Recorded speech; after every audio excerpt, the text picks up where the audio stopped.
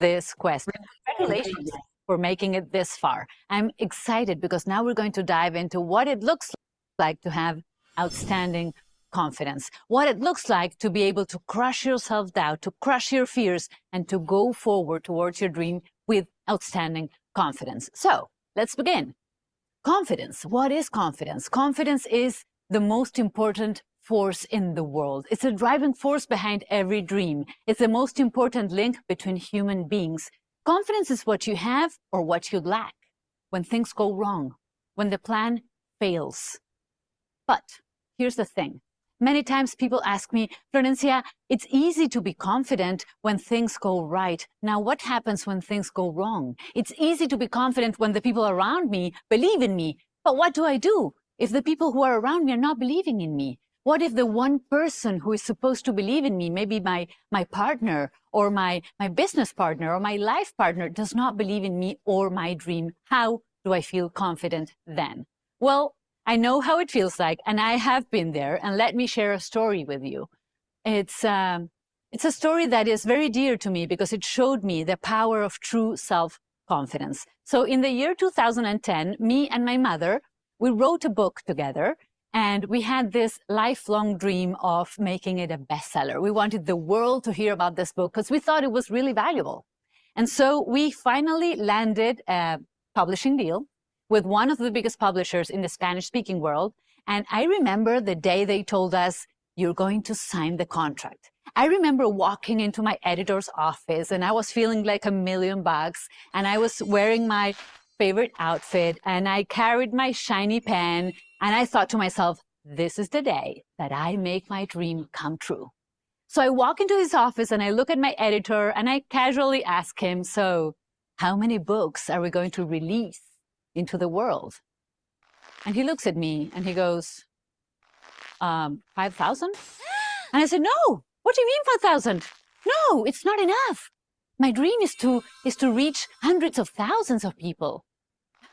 And so he looks at me and goes, okay, young lady, let me break the news to you. You are a first-time author. Nobody knows you. And this is a third world country. It's a small economy. People do not read books. They do not buy books. And there's no money. There's no money for a campaign, for a launch. So you will have to go by word of mouth. And trust me, if you sell 5,000 books by word of mouth, consider yourself very lucky.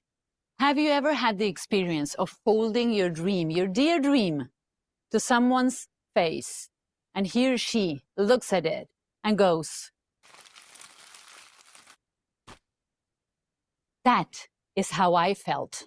And I started thinking, if the one person who is supposed to believe in me and my dream does not believe in me, what am I going to do? And he tells me, there's no money for a launch, there will be no campaign, I have to go by word of mouth, this is never going to work. And I started obsessing about it, obsessing. And then I came to a profound self-realization. I realized it was not his job to believe in me. It was my job. It was not his job to believe in my dream. It was my job. I got busy with the job and I started doing everything you can possibly imagine. I started doing meditations and visualizations and affirmations and all the Asians you can think of. I did everything. The book was finally published.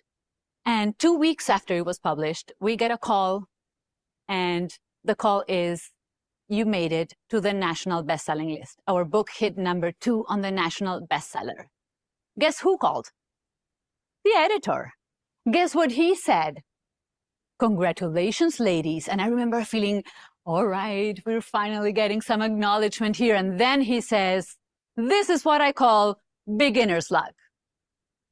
Well, beginner's luck had a long-lasting effect because that book went on to sell over 500,000 copies. Because of that book, we were discovered by the president of Sony Music, who put us out into all of Latin America as their first motivational speakers. We were the first women to earn an award that is called the Golden Book Award because of that book. And so this story is not about belittling my editor. This is not to belittle my editor. In fact, I see him as a teacher, and he came to teach me the one lesson that I finally needed to learn. And the lesson was, Stop looking for validation outside and look inside. Stop looking for other people to believe in you. Do that job yourself. You have the power to do that. And when you do, your life will be transformed. So I like to think of confidence as a muscle. The more you train it, the stronger it gets. And you will need that muscle to be strong if you go for big, bold dreams, because things will happen. Your first product might fail. Your second product might fail again. So you will need very strong, confident muscles to keep going and not give up. And I have 2 exercises that I love to do to keep the confident muscle strong. Let me teach them to you.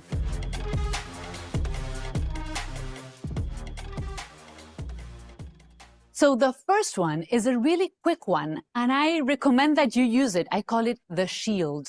I recommend you use this for when you receive negative comments from people around you. I'm not talking about feedback. Feedback is awesome. I'm talking about, the comments that are like a dart full of poison that somebody shoots at you just to make you feel wrong about yourself or your dream. When you receive one of those, I want you to put up a shield. How do you put up a shield? Internally, you repeat, no matter what you think about me or what you say, I still believe in myself and my dream. No matter what you think about me or what you say, I still believe in myself and my dream. So that's exercise number 1. And I want you to use this shield. And the second exercise, which is truly one of my favorites because of how fast you can start feeling instant confidence, it is called instant confidence. And it only takes 60 seconds. You see, confidence is built upon remembering what we do well.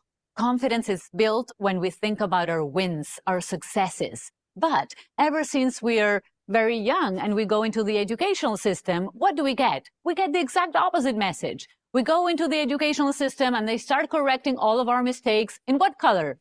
Red, so that you don't miss anything that you're doing wrong. And then we wonder, I wonder why I'm not more confident. Well, you were trained to not be confident, but we can rewire that. So one of the fastest ways to recover your confidence is to think consciously about your wins, is to dedicate time. And I'm not saying to spend hours doing this. I'm saying 60 seconds a day. So in a moment, I will have you writing about things that you feel proud of. So you will write about successes and past wins, anything that you feel proud of. It could look like, I graduated. I moved to another country. I bought my first home. I said, I love you first. I got out of a toxic relationship. I had a child. Whatever you feel proud of, you will write about it when we start playing this music, all right? And start feeling the emotions as you write. Do not overthink, just write. We will play the music now, and for 60 seconds, you will focus on your successes. Go.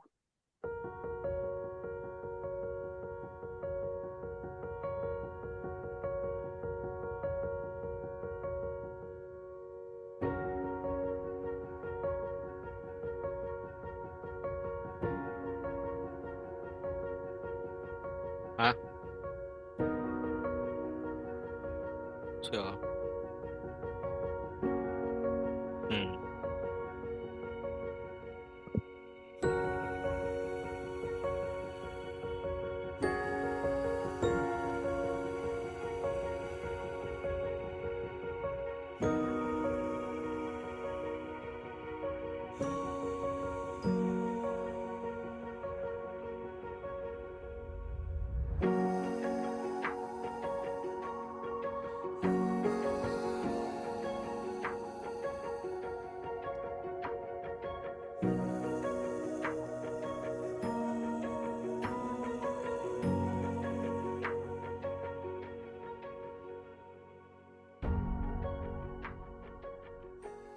You see, self-confidence is usually seen as a soft skill that is not as important as the hard skills, where in essence, self-confidence is a true game changer. I will see you now in our next lesson. And I want you to know that our next lesson is fun.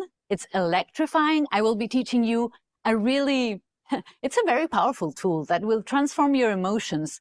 If you ever feel nervous or anxious or have a little self-doubt when you think about that big dream that you want to go towards, this tool will, in a few seconds, transform that into confidence, into power, into electrifying energy. So mark this lesson as complete, and I'll see you in the next one.